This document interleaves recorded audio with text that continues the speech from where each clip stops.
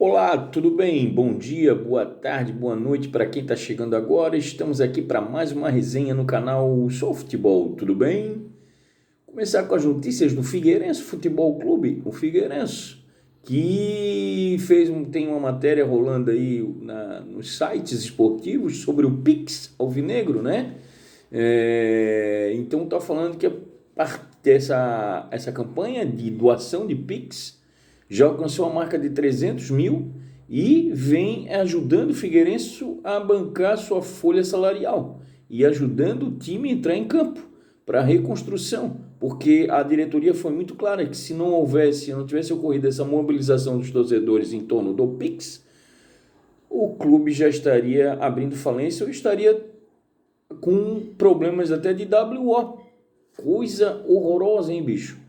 Porque o Figueirense ficou com dívidas bloqueadas, etc. Conseguiu aquele efeito de justiça na justiça, para perdão de dívida, parcelamento, etc. E a coisa vai longe. Lembrando que a situação podia ter sido mais tranquila, né, cara? Se o Figueirense tivesse feito um golzinho, cara, na temporada 2022. Né? No Scarpelli lotado, com quase 19.535 pessoas, ou seja, a lotação máxima, tinha 19.200 e pouco, uma coisa assim.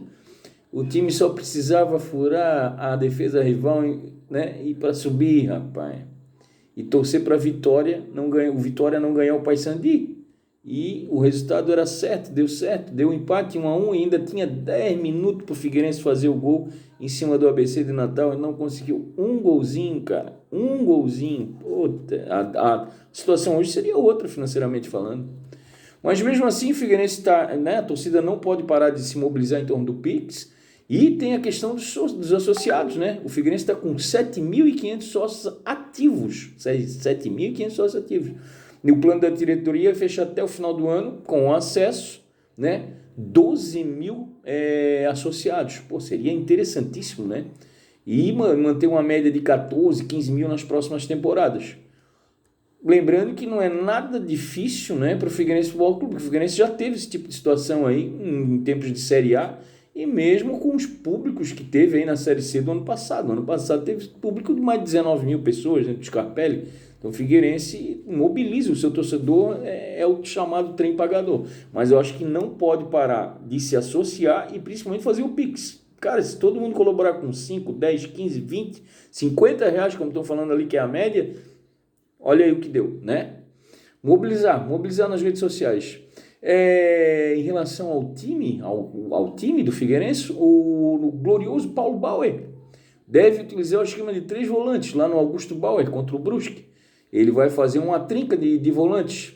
Me agrada. Tem time que joga com trinca de volantes que são rápidos, né?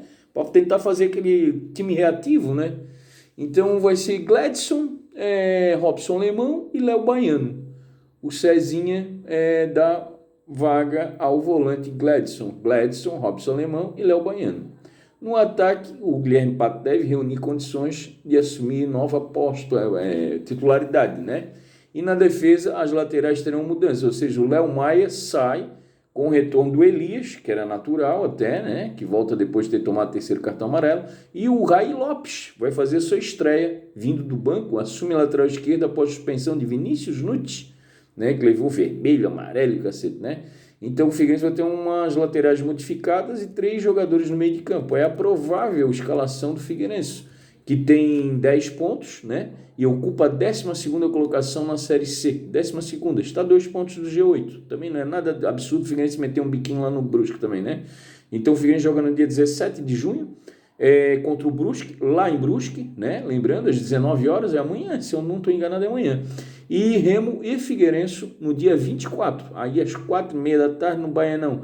Pô, o Figueirense pega 2 pedreiras, meus queridos. O Figueirense tem que pelo menos roubar um pontinho, 3, o que dá para vir, tem que fazer ponto, não pode tomar 2 cacetes. Aí a torcida já desmobiliza, aí já começa a pensar até em rebaixamento. Agora, se busca uma vitóriazinha num desses jogos aí, já fica ali só espiando a hora para dar o bote no G8, né? A provável escalação do Figueirense é o Wilson, Elias, Guilherme Souza e Maurício, e Rai Lopes. O Robson Alemão, Gladson e Léo Baiano, Guilherme Pato, Gustavo França e Bruno General.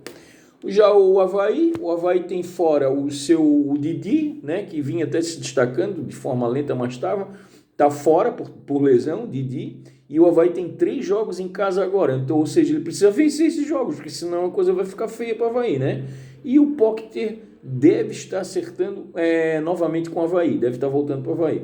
Então o Avaí tem 3 jogos em casa, cara, de 4 jogos, então ele tem que fazer pelo menos 9 pontos, não tem como, porque quem está no rebaixamento tem que fazer 9 pontos logo para escapar daquilo ali, né? Então, difícil a agenda de Avaí e Figueirense, os clubes aqui da capital de Santa Catarina. E para fechar, né, a notícia que para mim eu fiquei... Pô, o cara tava bem no Atlético Paranaense, vinha bem no Atlético Paranaense com títulos e com boas campanhas. Filipão, cara, deixou o comando técnico do Atlético Paranaense, passou pro Paulo Turra, tava dando tudo certo, a torcida pegando no pé do Turra, mas o Turra tá ganhando, tá em 3 competições, o Atlético Paranaense tá em 3 competições. Filipão no Galo, como treinador. E imediatamente a direção do Atlético Paranaense, então tu foi, então nós vamos demitir também o Paulo Turra. Aí demitiram o Paulo Turra. Que loucuragem esse futebol brasileiro, né, bicho? Agora o Atlético Paranaense está sem treinador e com 3 competições, né? Não tá assim tão ruim para classificar, tá bem até, né? Na Libertadores principalmente. Então é loucuragem do futebol brasileiro. E o Filipão, quando todo mundo achava que ele ia se aposentar no final desse ano, vai lá e me assume o Galo, o Atlético Mineiro. Coisas do futebol brasileiro. Meus queridos, aquele abraço. Valeu quem faz o comentário e quem compartilha o vídeo nas redes sociais. Obrigado!